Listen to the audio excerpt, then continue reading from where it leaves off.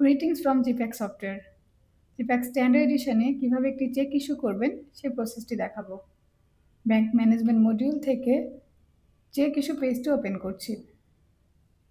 জিপ্যাক standard এডিশনের এই check issue পেজের মাধ্যমে খুবই ফ্লেক্সিবল ওয়েতে চেক ইস্যুগুলো সিস্টেমে এন্ট্রি করতে পারবেন এবং খুব সহজেই ব্যাংকের সাথে রিকনসিল করতে পারবেন। আমি ফুল প্রসেসটি এখন দেখিয়ে দিচ্ছি। ধরে নিচ্ছি আমি একটি পেয়েবলকে চেক ইস্যু করেছি। সাবগ্রুপ থেকে পেয়েবল সিলেক্ট করে নিচ্ছি।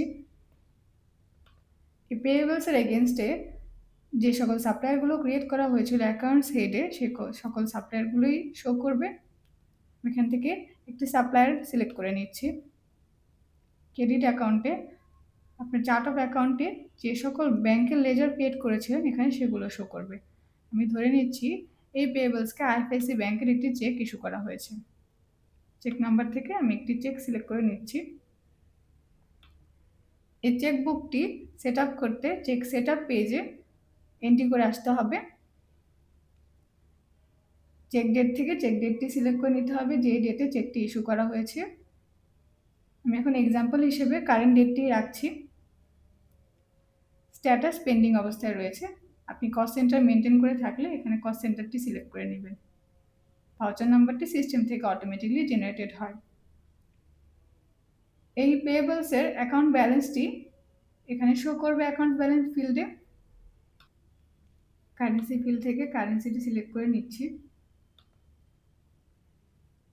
ধরে নিচ্ছি 10,000 টাকা। 10,000 টাকার চেক ইস্যু করা হয়েছে। এখানে আপনি চাইলে যে কোনো রিমার্কস অ্যাড করে নিতে পারেন। সেভ করে নিচ্ছি। এখন নিচের গ্রিডে চলে এসেছে। চেকটি এখনও পেন্ডিং অবস্থায় রয়েছে। চেকটি অফিসিয়ালি ইস্যু করার পর ব্যাংকের সাথে রিকনসিল করতে এখানে চেক ইস্যু বাটনে ক্লিক করলে রিকনসিল করার অপশান চলে আসবে। এখানে ব্যাংকের নেমটি সিলেক্ট করে নিচ্ছি। আইএফআইসি ব্যাংকের চেক ছিল তাই আমি আইএফআইসি ব্যাংক সিলেক্ট করছি। এখন ইস্যু করলেই চেকটি রিকনসিল হয়ে গিয়েছে। এই পর্যায়ে এসে একটি রিপোর্ট আপনি পেয়ে যাবেন। এখানে রিপোর্ট বাটনে ক্লিক করলে চেকের পেমেন্ট ভাউচারটি শো করবে। চলে এসেছে। এছাড়া আপনি চাইলে চেকটি প্রিন্টও করতে পারেন। চেক প্রিন্ট অপশানে গেলে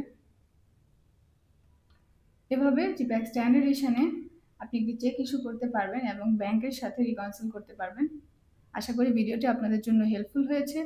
এই চেক ইস্যু রিলেটেড যদি কোনো কোশ্চেন থাকে স্ক্রিনে দেওয়া আমাদের সাপোর্ট নাম্বারে যোগাযোগ করতে পারেন। ধন্যবাদ।